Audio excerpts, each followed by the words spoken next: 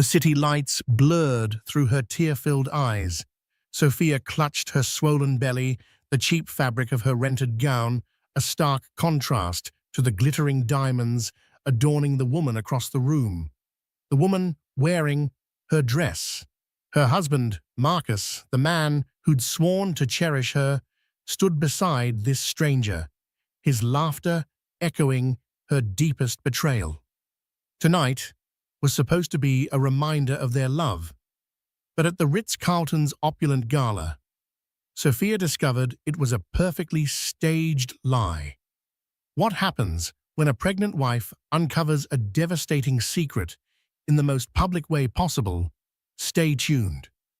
The invitation had arrived 3 weeks ago, thick cream cardstock, embossed with gold lettering, the annual Starlight Children's Foundation Gala at the Ritz-Carlton. Sophia had felt a flutter of something akin to hope.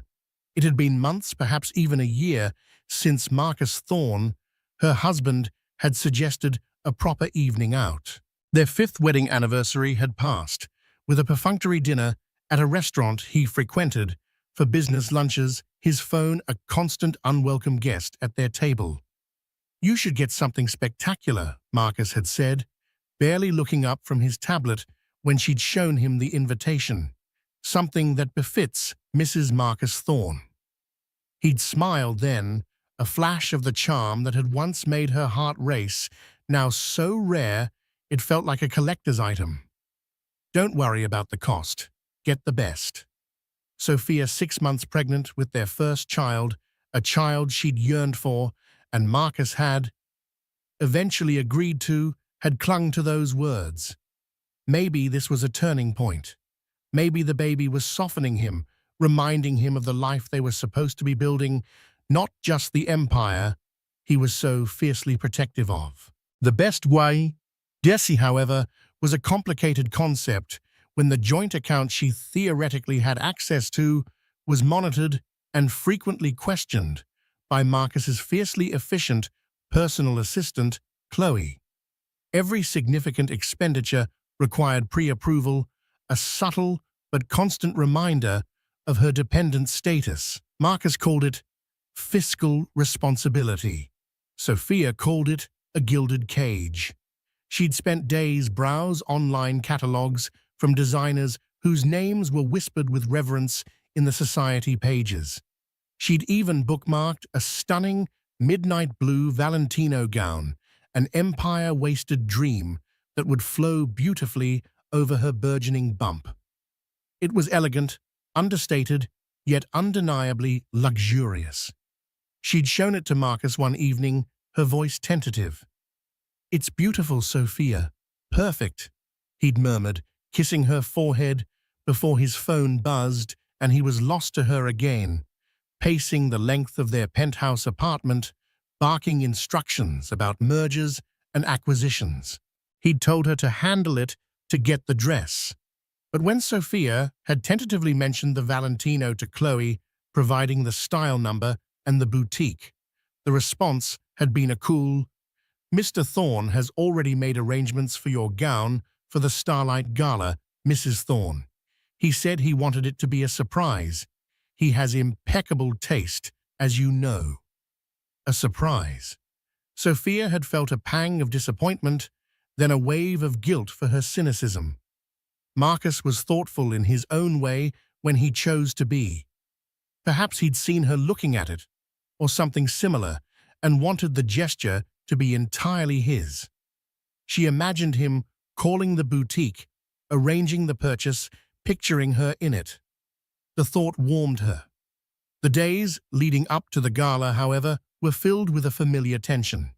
Marcus was more absent than usual, his nights late, his mood preoccupied.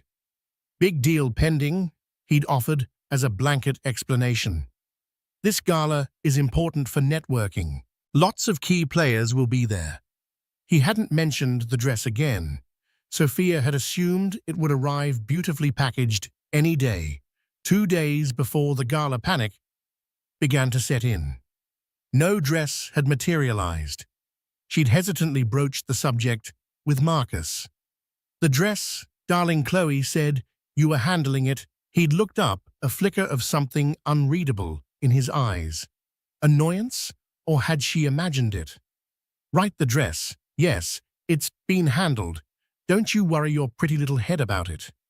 He'd then smoothly changed the subject, asking about her latest obstetrician appointment. The "don't you worry your pretty little head" was a classic Marcus dismissal one that always made her feel small and foolish. The next day, the day before the gala, with still no sign of the mythical surprise gown, Sophia knew.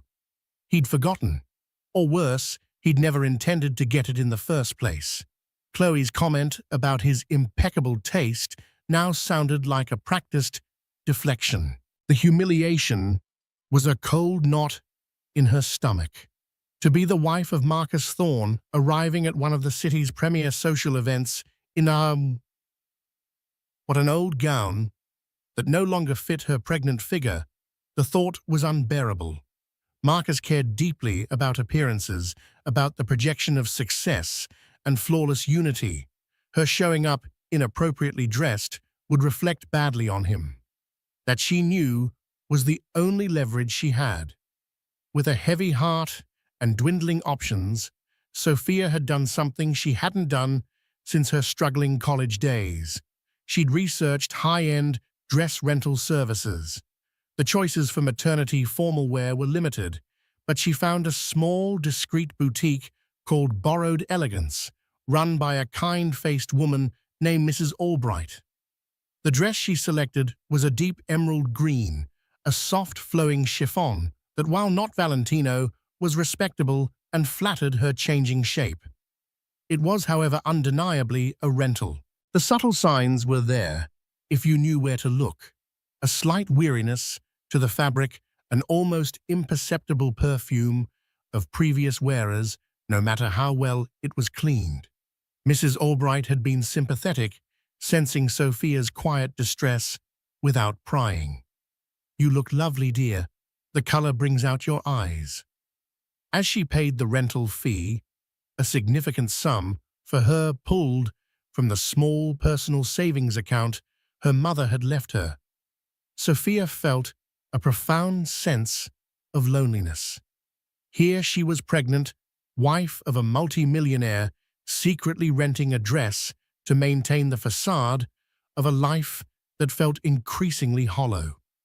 The evening of the gala arrived with a cold, drizzling rain that mirrored Sophia's mood. Marcus was as usual running late. He'd called to say he'd meet her at the Ritz-Carlton, claiming a last-minute emergency board meeting that couldn't be avoided. "You go ahead. Make an entrance. I'll be there as soon as I can," he'd said, his voice rushed. Sophia knew the routine. He probably just didn't want to be seen arriving with his heavily pregnant wife, preferring to make his own suave entrance unencumbered. Or perhaps the thought whispered venomously he was already with someone else. She pushed the ugly suspicion away. Tonight she would try. For the baby, for the dwindling embers of what they once had. Her reflection in the full-length mirror was a stranger. The emerald green dress was elegant enough. Her hair, which she'd painstakingly styled herself, was swept up, and a pair of diamond earrings, a gift from Marcus from their first anniversary, one of the few pieces of genuine jewelry she wore regularly, glittered at her ears. But her eyes held a sadness that no amount of makeup could conceal. Her swollen belly was a prominent curve, a constant reminder of the new life she carried, and the uncertain future it faced. Taking a deep breath, Sophia picked up her clutch, also a rental, and walked out of their opulent empty apartment. The doorman, accustomed to her comings and goings, hailed her a cab. Not a limousine, not the chauffeured Bentley Marcus usually insisted upon for such events. Just a regular city cab, its meter ticking away like a countdown to an inevitable disappointment. The irony wasn't lost on her. Mrs. Marcus Thorne arriving at the Ritz-Carlton in a taxi wearing a borrowed dress to meet a husband who probably wouldn't even notice what she was wearing as long as it wasn't an embarrassment. The cab pulled up to the grand entrance of the Ritz-Carlton. Liveried valets rushed forward, their polite efficiency a stark contrast to Sophia's inner turmoil. The rain had momentarily stopped, but the air was damp and cool, carrying the scent of expensive perfume and wet asphalt. As she stepped out, the chiffon of her rented dress billowed slightly in the breeze, and for a moment, under the warm glow of the hotel's marquee, she felt a flicker of defiance. She was here. She was present. She wouldn't let Marcus or her own anxieties completely overshadow the evening. The lobby was a symphony of hushed luxury, marble floors gleaming under crystal chandeliers, elaborate floral arrangements perfuming the air, and the low murmur of sophisticated conversations. The Starlight Children's Foundation Gala was clearly a major event. Men in impeccably tailored tuxedos and women in a kaleidoscope of designer gowns drifted towards the ballroom, their laughter like wind chimes. Sophia handed her wrap to a cloakroom attendant, her movements careful. She felt a familiar wave of self-consciousness. These people, Marcus's people, exuded an effortless confidence that came with generations of wealth and privilege, or at the very least, the successful illusion of it. Her own background, though comfortable, was a world away from this rarefied atmosphere. As she walked towards the ballroom entrance, she scanned the crowd for Marcus, a knot of apprehension tightening in her chest. He wasn't there. Or if he was already schmoozing working the room, as he called it. "Sophia, darling." A voice sharp and precise as a stiletto heel cut through the ambient noise. Sophia turned to see Patricia Ainsworth, a woman whose age was a closely guarded secret, but whose social influence was undeniable. Patricia was a committee member for the Starlight Foundation and considered herself a kingmaker or queenmaker in their social circle. Her eyes, shrewd and observant, swept over Sophia from head to toe, lingering for a fraction of a second too long on the rented emerald dress. "Patricia, lovely to see you," Sophia managed, forcing a smile. "You look stunning." Patricia was draped in a crimson sequined number that probably cost more than Sophia's annual pre-Marcus salary. "Thank you, dear. And you? How far along are you now? You're simply glowing." Patricia's smile didn't quite reach her eyes. "Marcus not with you. He's usually so prompt for these things. Important for business, you know. He had a last-minute meeting. He'll be here shortly." Sophia replied, the practiced excuse rolling off her tongue. She wondered if anyone ever truly believed these last-minute emergencies. "Ah, of course. The burdens of a captain of industry," Patricia said, patting Sophia's arm with a perfectly manicured hand. "Well, do try to enjoy yourself, dear. The canapés are divine." With another searching glance, Patricia swept away, presumably to dissect Sophia's appearance and marital status with her next social acquaintance. Sophia took a flute of sparkling water from a passing waiter, the crystal cool against her palm. The ballroom was breathtaking, a sea of round tables, draped in white linen, adorned with towering floral centerpieces and flickering candlelight. A jazz ensemble played softly on a raised dais. It was a scene of perfect, curated elegance, and yet Sophia felt an overwhelming sense of alienation. She found an unoccupied chair near the edge of the room, a vantage point from which she could observe without being too conspicuous. She saw a few familiar faces, business associates of Marcus, their equally glossy wives, but no one she felt comfortable approaching on her own. Her gaze kept darting towards the entrance, hoping to see Marcus stride in his familiar, confident presence, a temporary anchor in this sea of strangers. Time stretched. The ballroom-filled conversations grew louder, and the clinking of glasses became a constant soundtrack. Sophia sipped her water, trying to appear serene, as if she were simply waiting patiently for her husband, perfectly at ease. Inside, her stomach churned. The baby gave a little kick, as if sensing her distress. She placed a hand protectively over her bump, whispering, "It's okay, little one. We're okay." Where was he even for Marcus? This was late. Had he forgotten entirely? Was he going to stand her up at one of the most high-profile events of the year? The thought sent a fresh wave of humiliation washing over her. Then she saw him. Marcus Thorne entered the ballroom, not with a rushed apology or a harried look from a delayed meeting, but with the relaxed, commanding air of a man entirely in his element. He was laughing, his head tilted towards his companion, a strikingly beautiful woman Sophia had never seen before.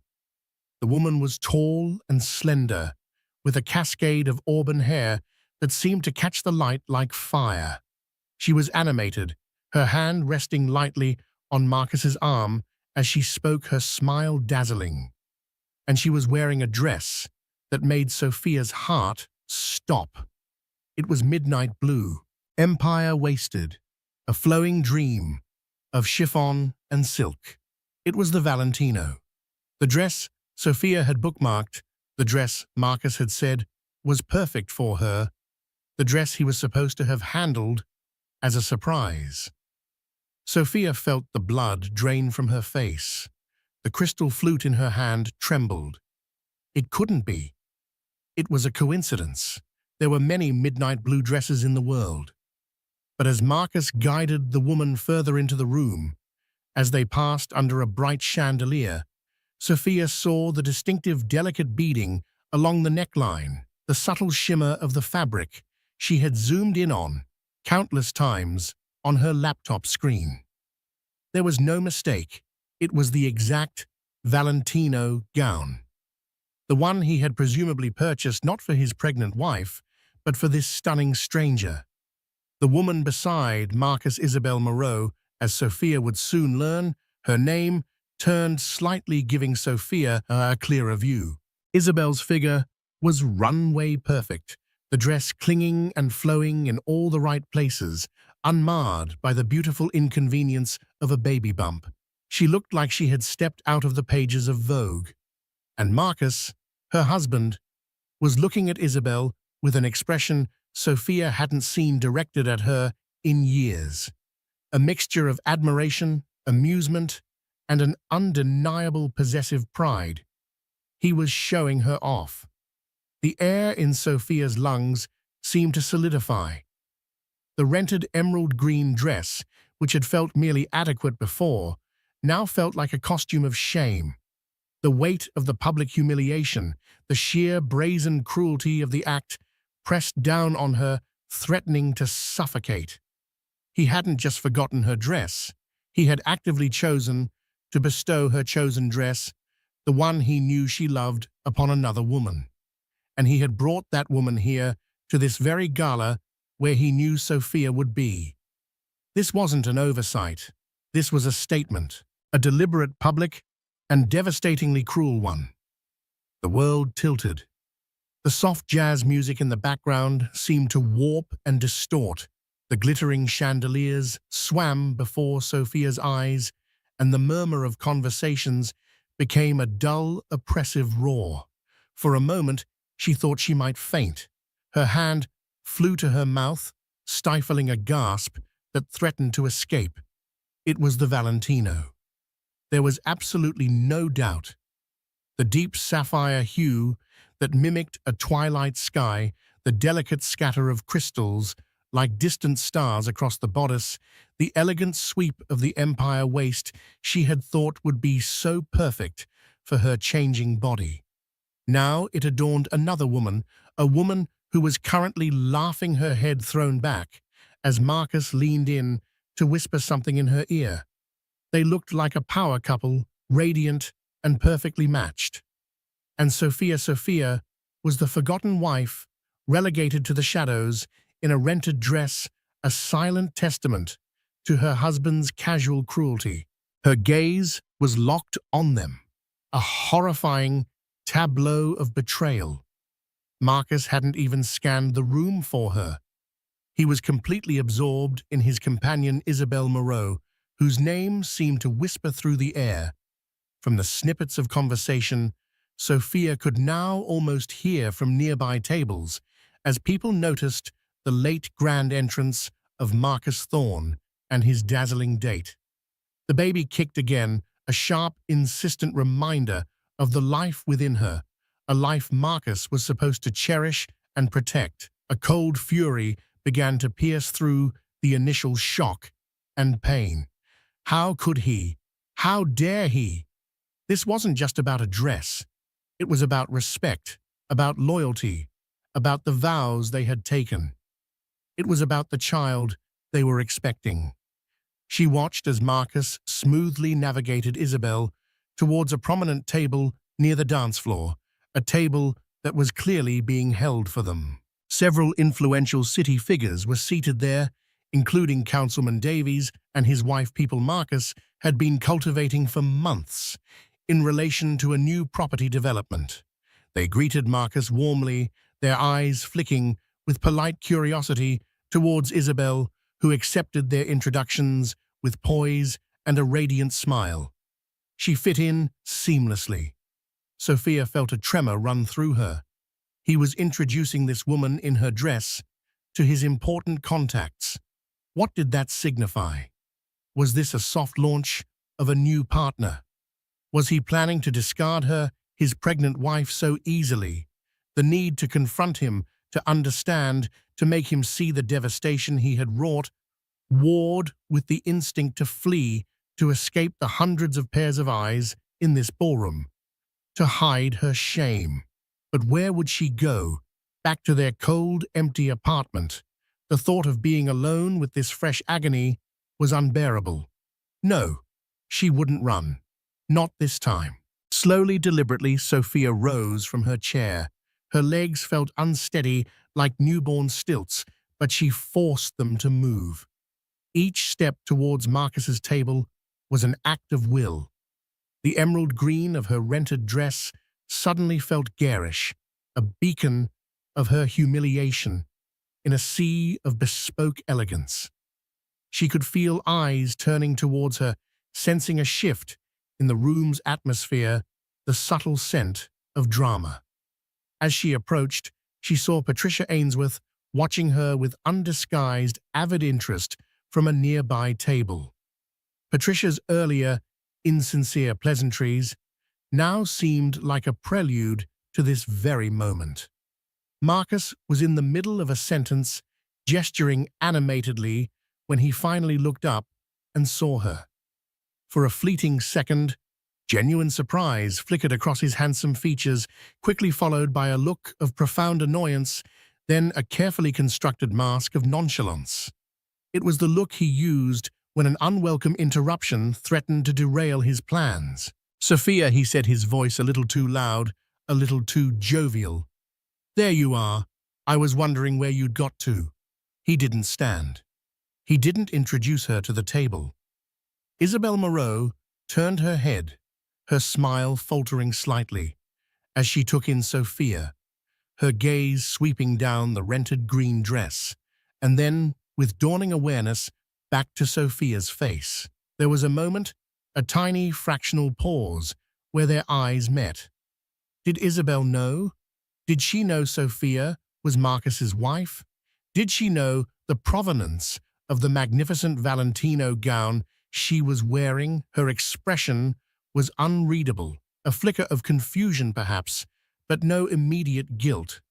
The people at the table, including Councilman Davies, looked from Sophia to Marcus and then to Isabel, an awkward silence descending. Sophia's voice, when she finally spoke, was surprisingly steady, though low. "Marcus, may I have a word with you, please, in private?" Marcus waved a dismissive hand. "We're rather in the middle of something, Sophia.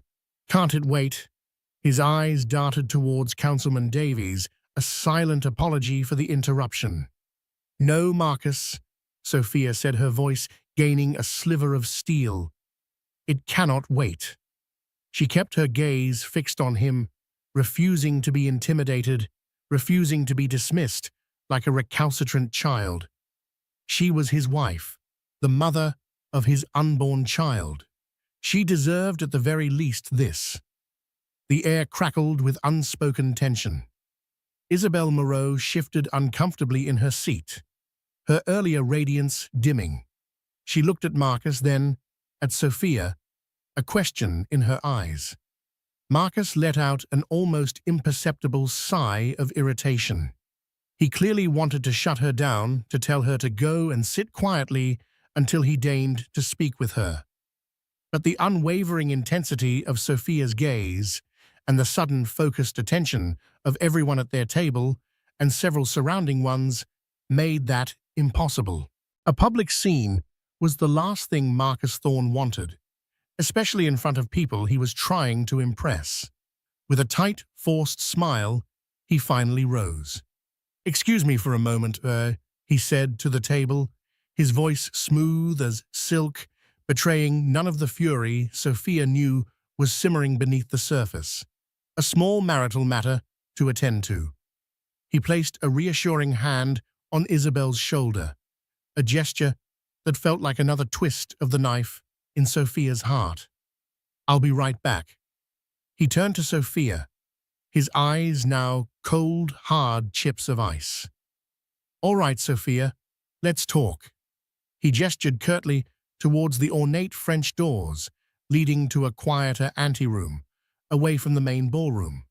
As Sophia walked ahead of him, she could feel the weight of hundreds of eyes on her back. The whispers had already started, she was sure. The rented dress, her obvious pregnancy, her husband, with another woman in a gown that screamed luxury. It was the kind of salacious gossip that would fuel conversations for weeks. The anteroom was dimly lit, furnished with plush velvet armchairs and heavy brocade curtains. It smelled faintly of old cigars and secrets. The moment the heavy doors closed behind them, muffling the sound of the gala, Marcus's facade dropped. "What in God's name do you think you're doing, Sophia?" he hissed, his voice low and venomous. "Are you trying to embarrass me? Making a scene like that in front of Councilman Davies? Have you lost your mind?" Sophia turned to face him, her own carefully constructed composure beginning to crack. "Embarrass you," she choked out, her voice trembling with a toxic mix of rage and heartbreak. "You stand there with her in that dress, the dress you were supposed to buy for me, and you accuse me of causing embarrassment." Marcus had the audacity to look genuinely bewildered for a moment. "What are you talking about? What dress?" Then a flicker of recollection. "Oh, the Valentino. Yes, it's a stunning piece, isn't it? Isabel has exquisite taste." The casual cruelty of his words stole her breath. "Isabel has exquisite taste," Sophia repeated, her voice rising despite her efforts to control it. "Marcus, I showed you that dress. I told you I loved it. You said it was perfect, that you'd handle it." He waved his hand impatiently. "Details, details. I saw it. I liked it. I bought it. Isabel looks magnificent in it. You should be happy I have such a beautifully dressed companion. It reflects well on me." "She's your companion for the evening, Marcus. Is that what she is?" Sophia's heart was hammering against her ribs. "And what am I? Your pregnant wife, whom you couldn't even bother to ensure had something decent to wear. So I had to rent this cheap imitation." Her voice broke on the last words. Marcus stared at her, his expression hardening. "Don't be so melodramatic, Sophia. You're making a fool of yourself. It's just a dress, and frankly, that green thing you have on is perfectly adequate for your condition." "Adequate for my condition." The condescension in his tone was like a slap in the face. Tears welled in her eyes, hot and stinging. "This isn't about the dress, Marcus. It's about your lies. It's about your blatant disrespect, your cruelty." "My cruelty?" He let out a short, incredulous laugh. "I'm providing you with a lifestyle most women would kill for. A beautiful home, financial security. You wanted this baby. I'm here, aren't I? What more do you expect? I expect honesty, Sophia cried, the tears finally spilling over, tracing hot paths down her cheeks. I expect loyalty. I expect the man I married, not this monster who flaunts his mistress in my face in a dress he knew I adored. The word mistress hung in the air between them, heavy and ugly. Marcus's face darkened. You will lower your voice, Sophia, and you will not use that kind of language. Isabel Moreau is a business associate, a very important one. A business associate you buy Valentino gowns for, a business associate you escort to galas while your pregnant wife is left to fend for herself. Sophia's voice shook with the force of her emotion. Do you even hear yourself, Marcus? How stupid do you think I am? He took a step closer, his eyes narrowed. I think you're being hysterical and ungrateful, and I think you're about to ruin a very important evening for me if you don't pull yourself together and go back out there and act like a dignified wife. Dignified? Sophia laughed a raw, broken sound. How can I be dignified when you've stripped me of every last shred of it? She looked at him, at the handsome face she had once loved so desperately, now contorted with anger and indifference. The love she had clung to for so long felt like it was finally, irrevocably dying. This has to stop, Marcus, she whispered, a newfound resolve hardening her gaze despite the tears. This, whatever this is, it has to stop. Oh, it will stop, Sophia, Marcus said, his voice dangerously soft. It will stop when you learn your place. Now, are you going to go back out there and salvage what's left of this evening? Or are you going to continue this pathetic display? Sophia stared at him, the full weight of his callousness crushing her. There was no remorse in his eyes, no understanding, only annoyance, and a chillingly clear indication that she was to him an inconvenience. Her decision when it came was swift and certain, born from the ashes of her shattered heart. Sophia wiped her tears with the back of her hand, a gesture that was anything but dignified, yet felt utterly necessary. The emerald of her rented dress seemed to absorb the dim light of the anteroom, a stark contrast to the brilliance she knew Isabel was radiating in the Valentino. No, Marcus, she said, her voice surprisingly firm, the tremor gone.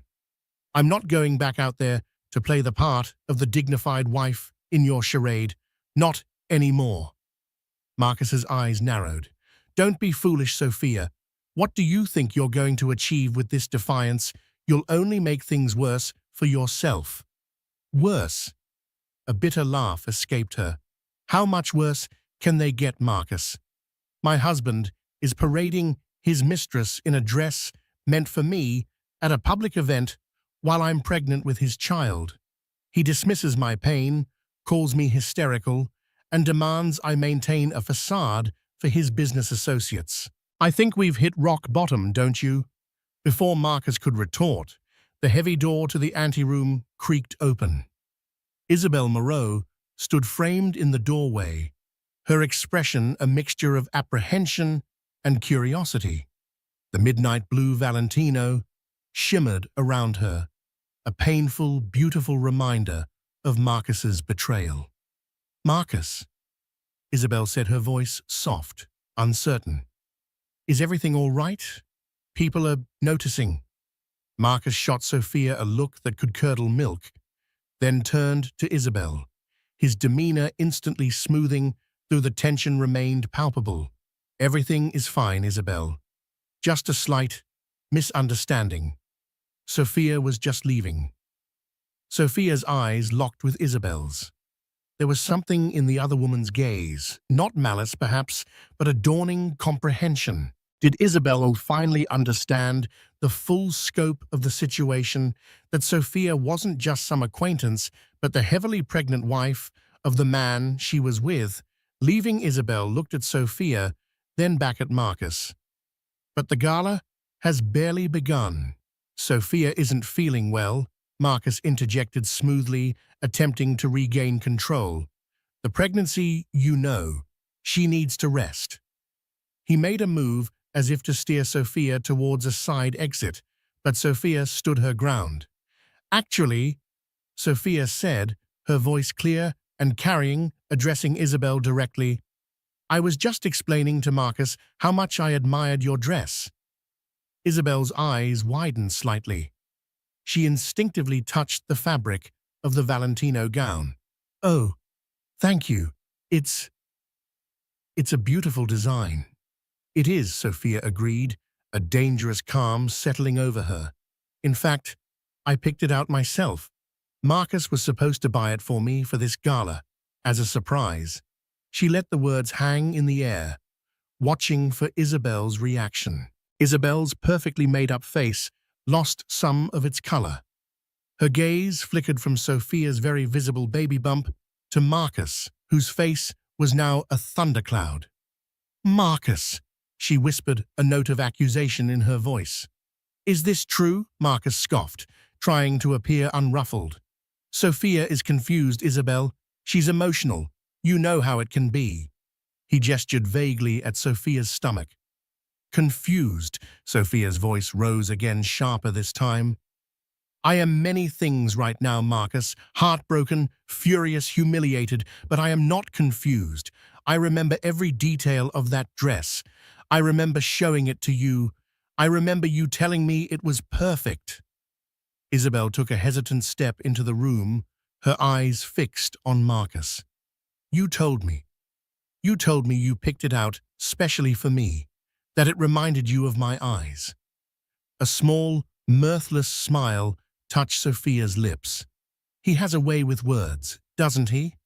And apparently a very efficient way of recycling compliments along with gowns. The air in the small room was thick with unspoken accusations and dawning realizations. Isabel Moreau, for all her poise and confidence, now looked genuinely distressed. The magnificent Valentino seemed to weigh heavily on her. Marcus. Isabel pressed her voice, losing its earlier softness, replaced by a steely demand for truth. What is going on here? Who is she? Before Marcus could spin another lie, Sophia answered. I am Sophia Thorne. I am Marcus's wife, and I am carrying his child. She placed a hand protectively on her belly, her gaze unwavering. Isabel recoiled as if struck. She stared at Sophia's bump, then at Marcus, her face a mask of disbelief and dawning horror. His wife pregnant? Her voice was barely a whisper. You told me you were separated, that your divorce was almost finalized. You said she lived abroad. Sophia felt a sliver of grim satisfaction. So Marcus had constructed an entirely different narrative for Isabel. It wasn't just a casual affair. He had woven a complex web of lies to ensnare them both. Marcus, finally cornered, seemed to deflate. The arrogance in his posture sagged, replaced by a desperate, hunted look. Isabel, listen to me. It's complicated. Sophia, she has a tendency to exaggerate, to create drama. Create drama, Isabel's voice rose laced with fury. You lied to me, Marcus. You lied about everything. She looked down at the Valentino dress, a look of revulsion spreading across her face. This dress, you bought this for your wife. It doesn't matter who it was for initially, Marcus snapped, his composure finally shattering. I bought it. It looks good on you. What's the big deal? The big deal, Marcus, Sophia cut in, her voice cold, is that you are a liar and a cheat, and you've hurt 2 women tonight with your selfish games. Isabel was shaking her head, tears welling in her eyes. I can't believe this. I feel like such a fool. She looked at Sophia, a flicker of unexpected empathy in her gaze. He told me he painted such a different picture. Suddenly, a commotion was heard from the ballroom side of the door. A sharp rap, and then the door opened again, this time revealing Patricia Ainsworth, her eyes gleaming with the thrill of unfolding scandal. Behind her, several other curious faces craned their necks. "Is everything quite all right in here?" Patricia trilled, her gaze darting between Sophia, a visibly distressed Isabel, and a cornered Marcus. "We heard raised voices. One does worry." Her feigned concern was transparent. She was here for the drama, and it was reaching its crescendo. Marcus looked trapped. His carefully curated image was crumbling before his very eyes in front of the very people he sought to impress. Councilman Davies was visible just behind Patricia, his expression one of distinct disapproval. This was it. The public unraveling. Sophia took a deep breath. She could shrink away, let Patricia and the gossips have their field day, or she could own her truth, however painful. "Actually, Patricia," Sophia said, her voice carrying clearly into the now silent ballroom beyond the open door, "things are not quite all right, but perhaps it's time everyone understood why." She looked at Marcus, whose face was pale with fury and dawning panic. She looked at Isabel, who now seemed more victim than villain, duped by the same man. Then a new thought, a surprising twist, began to form in Sophia's mind. Marcus was a master manipulator, but manipulators often had weaknesses, vulnerabilities they fought hard to conceal. He prized his reputation, his image of success and control above all else. What if this public humiliation was just the beginning of his problems? As if on cue, a man Sophia vaguely recognized as one of Marcus's more aggressive business rivals, a Mr. Alistair Finch, appeared in the doorway behind Patricia. Finch had a predatory smile on his face as he surveyed the scene.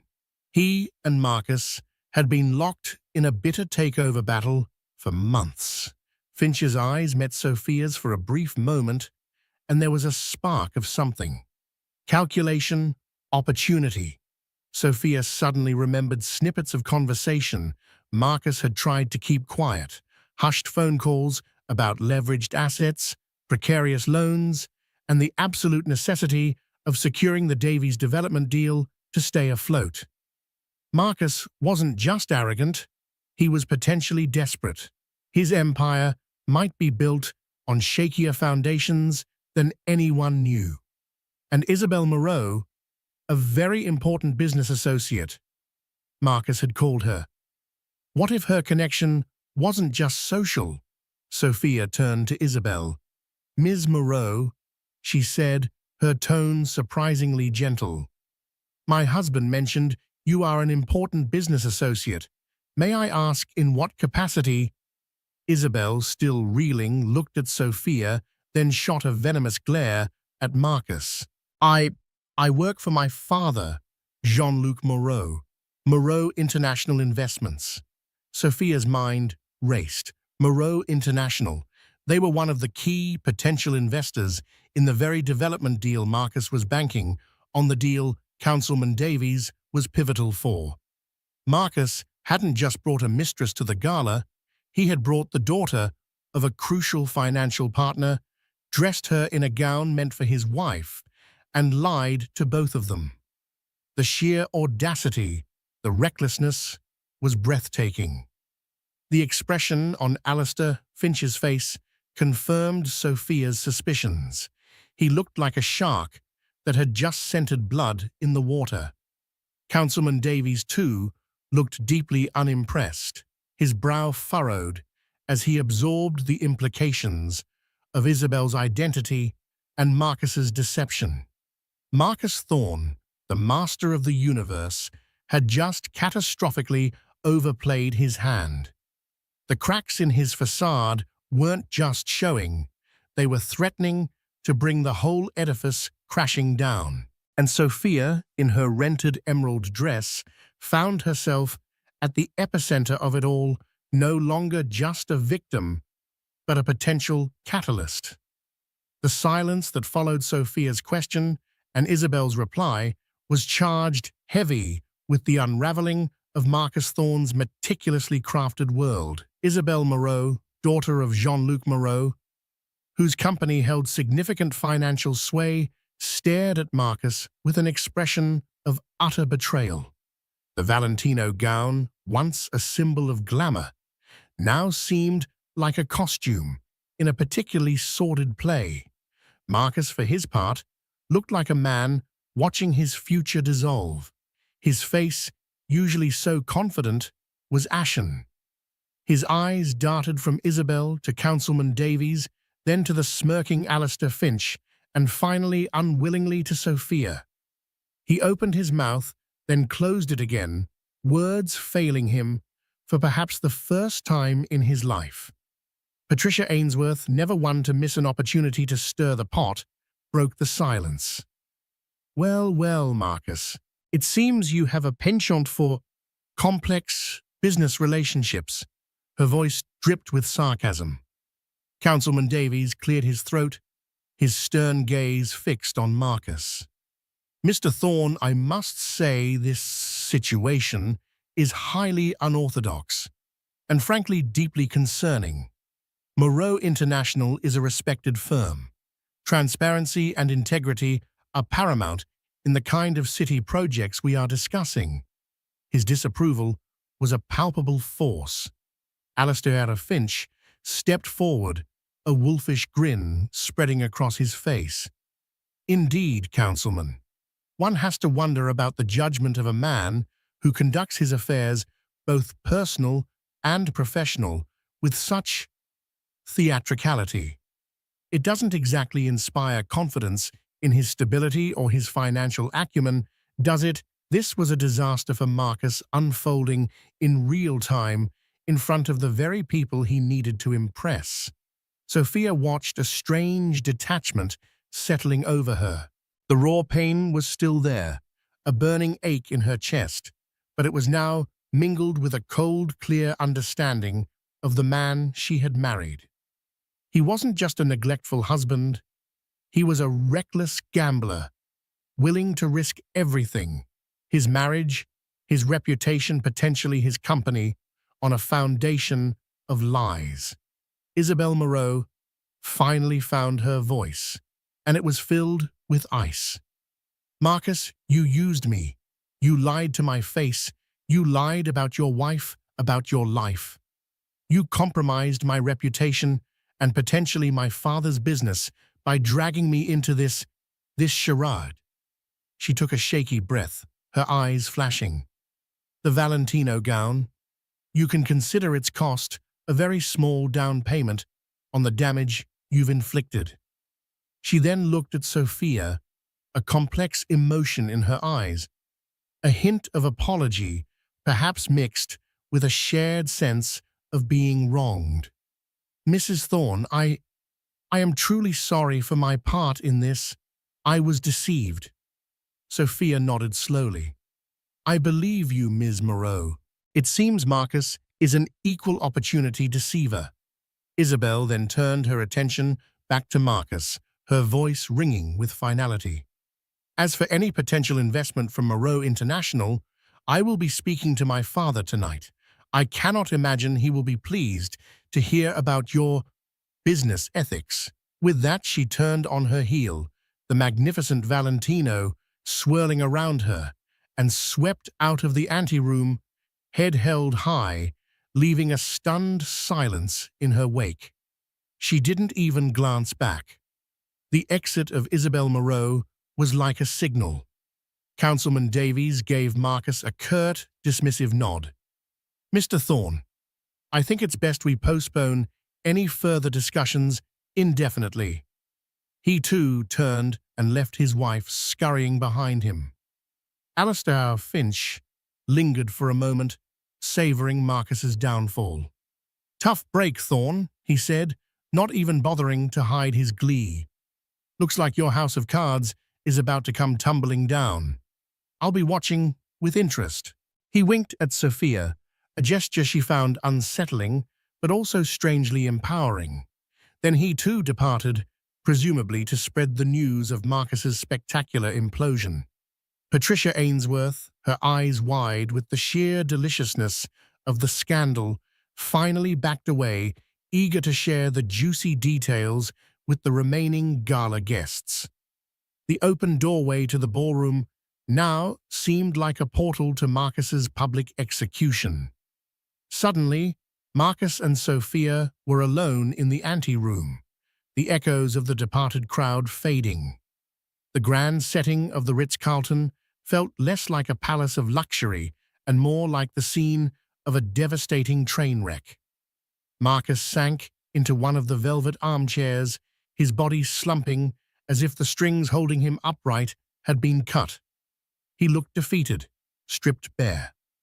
The fight was gone from him, replaced by a dawning, terrifying understanding of the consequences of his actions. "You," he finally whispered, looking up at Sophia, his eyes filled with a mixture of rage and despair. "You did this. You ruined everything." Sophia felt a flicker of her old self, the part of her that might have felt guilty, that might have tried to comfort him. But it was quickly extinguished by the memory of his cruelty, his dismissiveness, the sight of Isabel in that blue dress. "No, Marcus," she said, her voice quiet but firm. "You did this to yourself. All I did was stop pretending. I stopped enabling your lies." She gestured to her rented emerald dress. Dress, this cheap rental, is more honest than anything you've shown me in years." He stared at her, speechless. "I'm leaving, Marcus." Sophia continued, the words coming more easily now. "I'm not going back to that empty apartment with you. I'm not going to be your prop, your alibi, or your punching bag anymore. Leaving." He looked genuinely shocked, as if the thought had never occurred to him. "Where will you go? What will you do? You have nothing without me." His words, meant to wound, to assert his control, barely registered as an insult anymore. Sophia had faced public humiliation tonight, but in doing so, she had found a strength she didn't know she possessed. "I have myself, Marcus, and I have our child." She placed her hand on her belly. "And that's more than enough to start over. I'll find a way. Perhaps Mrs. Albright from Borrowed Elegance knows a good lawyer." The thought was empowering. Marcus looked panicked now. "Sophia, wait. We can talk about this. Don't be hasty. Think about the baby." "I am thinking about the baby, Marcus," she replied. "I'm thinking about the kind of life I want for him or her. A life built on truth, not on your lies and manipulations. A life where they are cherished, not used as a pawn." She walked towards the door, not the side exit he had tried to shuffle her through earlier, but the main doors leading back into the now buzzing ballroom. Let them stare, let them whisper. She had nothing left to hide. As she reached the threshold, she paused and looked back at him, a crumpled figure in a designer tuxedo, his empire crumbling around him. For a moment she felt a pang of something that might have been pity, but it was fleeting. He had made his choices. Now she was making hers. "Goodbye, Marcus," she said softly. "I hope for your sake you learn something from this, but honestly, I doubt you will." And with that, Sophia Thorne, in her rented emerald green dress, walked out of the anteroom and into the brilliantly lit ballroom of the Ritz-Carlton. The whispers followed her, of course, and curious eyes tracked her every move. But for the first time, in a very long time, she didn't feel shame. She felt a profound, if terrifying, sense of freedom. She didn't know what the future held. She knew there would be lawyers' arguments and the difficult process of disentangling her life from his. But as she walked towards the main exit of the hotel, her head held high, she carried with her the knowledge that she had survived the worst of it. She had faced her husband's ultimate betrayal and had not broken. Outside, the city lights seemed brighter, no longer blurred by unshed tears. She hailed a taxi, the simple act feeling like a significant step towards her new life. As the cab pulled away from the opulent facade of the Ritz-Carlton, Sophia allowed herself a small, tired smile. The Valentino gown was a painful memory, but the rented emerald dress that would be her symbol of liberation. The night had started as a nightmare, but it was ending with the undeniable dawn of her own strength. The battle was far from over, but Sophia knew with a certainty that settled deep in her bones that she was going to be all right. More than all right. She was going to build a life worthy of herself and her child. Marcus Thorne had underestimated her for the last time. And so Sophia walked away, not just from a gala, but from a life built on lies. The rented dress, once a symbol of her secret shame, became her armor. Marcus's empire of deceit began to crumble, all because one woman dared to speak her truth in the face of devastating betrayal. But is this the end for Marcus? And what new challenges and triumphs await Sophia as she prepares to welcome her child into a world she's determined to make better? If Sophia's story of resilience and courage resonated with you, please hit that like button.